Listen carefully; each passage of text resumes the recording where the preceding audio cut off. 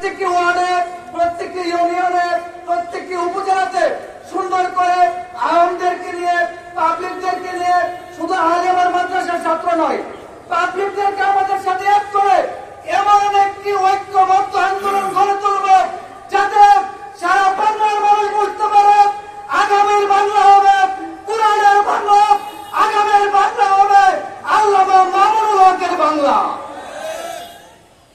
এই পর্যায়ে বক্তব্য নিয়ে আসছেন বাংলাদেশ খেলাফত মজলিস ব্রাহ্মণবাড়িয়া সদর উপজেলা শাখার নির্বাহী সদস্য হাফেজ মোহাম্মদ নাইমুল হক। বিসমিল্লাহির রহমানির রহিম। সংগ্রামী তাওহীদি যোদ্ধা, আজ দুঃখ ভারাক্রান্ত মন নিয়ে ব্রাহ্মণবাড়িয়ার স্মৃতিজন্য মুক্ত মঞ্চে এসে উপস্থিত হয়েছি। আজকে বিষয় জামাত সমুদ্র থেকে বলতে চাই, আমরা 2001 সালকে বলে যাই নাই, আমরা 2011 সালকে বলে যাই নাই, আমরা 2016 সালকে বলে যাই নাই, আমরা 2021 সালকে বলে যাই নাই। 2021 সালে ব্রাহ্মণবাড়িয়ার মাটিতে যে দুষ্টকে শহীদ করা হয়েছিল, রবিউল মুক্তাদিরের ফাঁসি কখন আমরা জানতে চাই।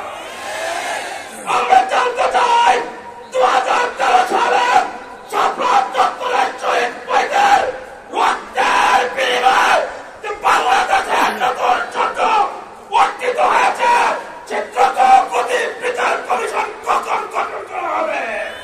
আমরা জানতে চাই বাংলাদেশের টেকনাফ থেকে তেঁতুলিয়া, রূপসা থেকে পাতুরিয়া, গোটা বাংলাদেশের আলেম ওলামাদের হৃদয়ের স্পন্দন আল্লামা মামুনুল হক সাহেবের সকল মামলাগুলো কখন প্রত্যাহার করবে জানতে চাই। পরিশেষে বলতে চাই, তন্ত্রমন্ত্রের দিন শেষ, খেলাফতের বাংলাদেশ, সবাই মুমিন আগামী বাংলাদেশ গড়ার জন্য ইসলামী বাংলাদেশ খেলাফত মজলিসের ছায়া তুলে এসে আগামী নতুন বাংলাদেশ উপহার দেওয়ার জন্য আমি আমার বক্তব্য শেষ করছি। আসসালামু আলাইকুম ওয়া রাহমাতুল্লাহ। এই পর্যায়ে বক্তব্য নিয়ে আসছেন বাংলাদেশ খেলাফত মজলিস ব্রাহ্মণবাড়িয়া জেলা শাখার সংগ্রামী নির্বাহী সদস্য মাওলানা তাওহিদুল ইসলাম।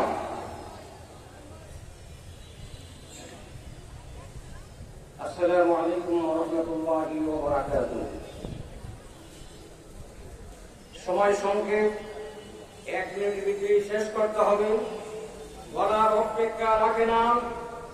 আজকে এই বাংলাদেশ 1971 সনে স্বাধীন হয়েছিল, কিন্তু এই স্বাধীনতার গৌরবকে এই বাংলাদেশের সেই সংসদের সদস্যরা পালিয়ে বাংলাদেশকে কলঙ্কিত করেছে সারা বিশ্বের মধ্যে। বলার অপেক্ষা রাখে না, যার ইশারায় এই বাংলাদেশকে সারা বিশ্বের মানচিত্রে কলঙ্কিত করেছে, সেই ভারত আমাদের পরম শত্রু। এই কথা যে প্রজন্ম বুঝবে তাই জাতির শ্রেষ্ঠ সন্তান। আমি মোদীকে বলছি, ডোন্ট ক্রস ইউর লিমিট। তুমি লিমিট অতিক্রম করো না। আমরা জানি তুমি দুধ না খেয়ে গরুর ছাড়া খাও, এই জন্য তোমার রাজ্যের এ দশা। আর এই ভারতের মধ্যে তাই ইতিমধ্যে আমরা জানতে পেরেছি বিভিন্ন মিডিয়ার মাধ্যমে, সেই ভারতে অন্ততপক্ষে 225টি মাদ্রাসাকে সে ঘুরিয়ে দিয়ে একদম মাটির সঙ্গে ঘুরিয়ে দিয়েছেন। মসজিদ প্রায় 30টা মসজিদের মতো মাটির সঙ্গে মিশিয়ে দিয়েছে, 25টি মাদারের মতো মাটির সঙ্গে মিশিয়ে দিয়েছে, এবং 5টি ঈদগাহকে মাটির সঙ্গে মিশিয়ে দিয়েছে। বলার অপেক্ষা রাখে না, কুকুর যখন ঘাস খায় তখন বুঝতে হবে তার পেট খারাপ হয়েছে, কিন্তু এমন মসজিদ মন্দির ভাঙছ, বুঝতে হবে তোমার মাথা খারাপ হয়েছে। মোদী, তুমি জানতে পারো নাই, তুমি তোমার এই ফারাক্কা পাহাড়কে অতিক্রম করে যখন এই বাংলাদেশের মানচিত্রে সেই ফারাক্কা পাহাড়কে তুমি যখন পানি ছেড়ে দিয়েছ,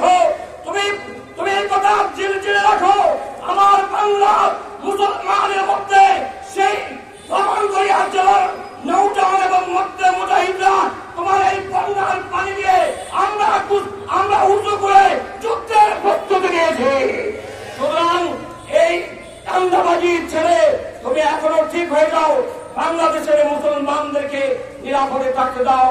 আসসালামু আলাইকুম ওয়া রাহমাতুল্লাহি ওয়া বারাকাতুহু।